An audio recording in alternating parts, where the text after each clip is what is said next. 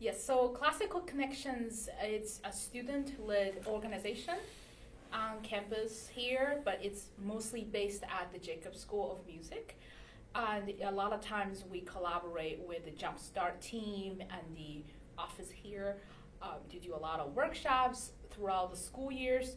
And we started, I think, 3 years ago. And it was by Bryn, and she was a student at the time here. So she started the organization wanting to provide students more concert chances to perform in local areas.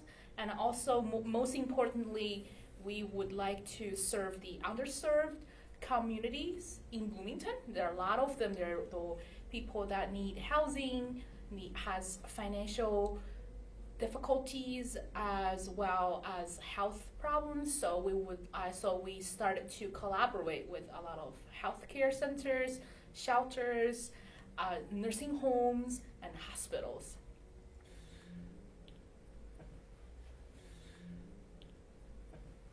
So my name is Shelly Hamo-Chen, and I'm the president of Classical Connections. So my main role is to lead a group of our team leaders in our meetings and also to organize the overall directions for Classical Connections over the school year. And also I'm in charge of getting funds for Classical Connections, as well as some other side projects like workshops and so on. So, yeah. I'm Thomas Aquino. I'm the production manager this year. So that means I'm tasked with organizing individual performances, making sure we have people to play, making sure we're all set with venues where we're going to play, making sure transportation's figured out, do we have the right equipment, getting the program information to our marketing director, Lauren. So just day-to-day minutia. Yep.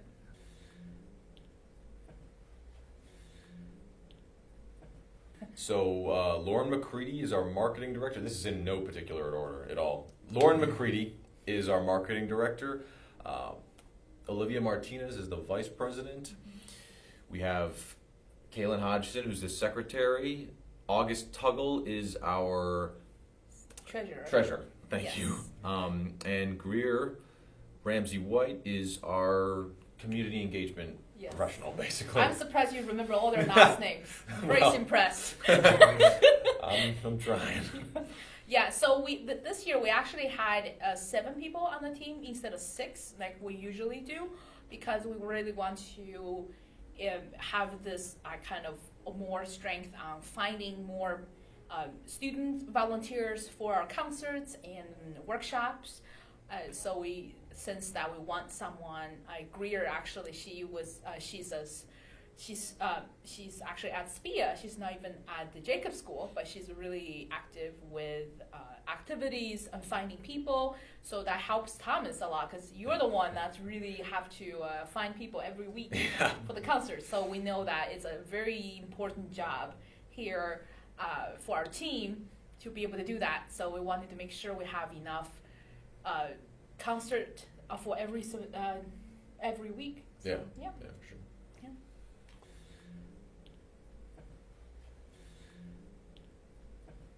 This year actually started, maybe last year, we started to really encourage this idea of value making through concert performing, because a lot of times the students at the Jacobs School are so busy with their concerts, their juries, and competitions. Sometimes they forget what do they really want to do with music, why do they do music. So we want to really emphasize this value growth by playing music for people that's really in need, and they really feel thankful that they hear live music performed by such talented students right here in Bloomington. So, and it was really, really great. And Thomas, do you want to talk about the fundraising concert in Bloomington? Yeah. What we just did? This what was it? October, October, right? Yeah. We put together a fundraising concert at a local coffee shop. Some of the funds we raised are going to be used to help run the club, to provide like scores and some equipment like music stands for future recitals we do. and the other half of the money we raise is going to go to a local homeless shelter just to help them out. Yeah, Shalom Center. Which we've Yeah. performed at multiple times Yeah. in the past. And we have raised more than $400 for that event, and we'll donate half of it towards Shalom Center. And throughout that, all the students who participated in the concert really loved that experience. The fact that they were able to perform for someone, and the money donated through their performance can help a lot of people in need, and that's really something very amazing. So. Definitely.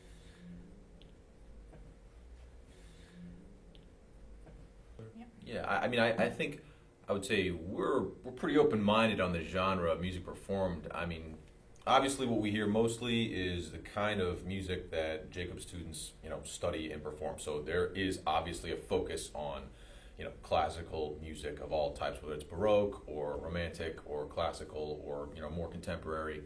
Just like this past Sunday, we had Debussy, we had Britten, we had Beethoven. We had a bunch of, we Johann Sebastian Bach, we had Francisco Tárrega, so wide range of, all kinds of classical composers.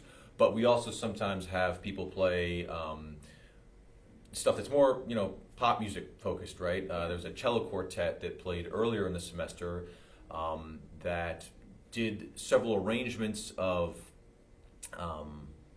pop music from like the 20th century. Like they did their own cello quartet arrangement of Bohemian Rhapsody. And they did a couple arrangements they did an arrangement of La Vie en Rose, which is an old jazz tune.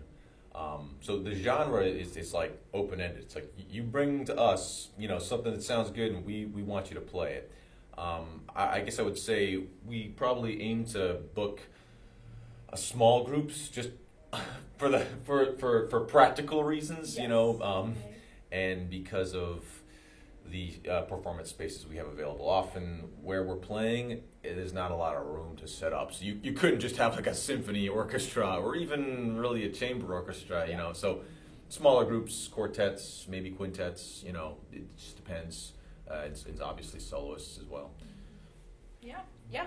So it's really, we actually welcome a lot of genres other than classical genres here. A lot of students ask us, so can I play like my own songs here? Because I know you guys said classical connections, like it has to be classical music. So we get a lot of questions like that. So in fact, we welcome them to be creative with their programs. We actually wanted them to kind of be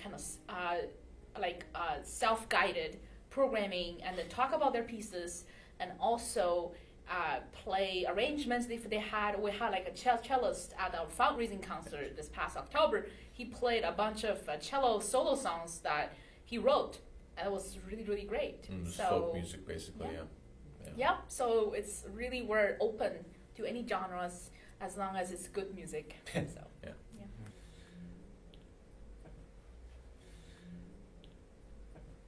yeah. So right now we are in the process of organizing our workshop in the spring in partner with the Bloomington High School school bands. So we're trying to do like student volunteers from the Jacob School to lead a workshop, a whole day intensive workshop including master classes. We'll have speaking panels and lessons and sessions, speaking sessions, and a concert at the end of the day. So our vision is to really get our students from the Jacob School involved with these kind of community outreach events to build values in like future generations that would love to pursue in this career path.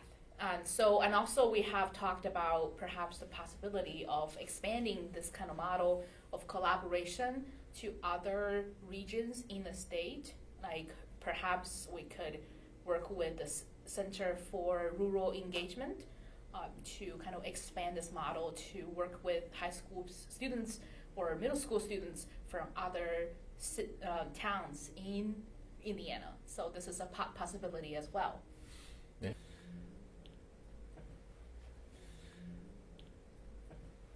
We have a Facebook page for one. We've got an Instagram account that's new this fall. Didn't exist before this fall, but we're trying to post on that regularly. Pictures of all the gigs we do, sometimes videos. I always try to make sure I give a shout out to the performers in the pictures and videos if they have an Instagram. So you can find us on those 2 social media sites and find announcements about upcoming stuff there. But you can also just email us if if you were a performer interested in performing with us. You just send us an email at ccjsom@gmail.com.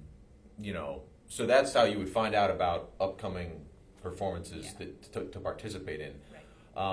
I guess I would say since the majority of our performances, we come to people, and it's basically for a set audience at the location where we perform. We don't really necessarily widely advertise our performances because it's not like taking place at a theater or a concert hall that's open to the public necessarily. Yes, it's about serving the people who can't get to a concert there. hall, Yeah, right.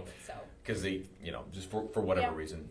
But we have workshops. Every semester we had our fundraising concert that was open to anybody. So a lot of the friends actually came to the concert last in October to support this event.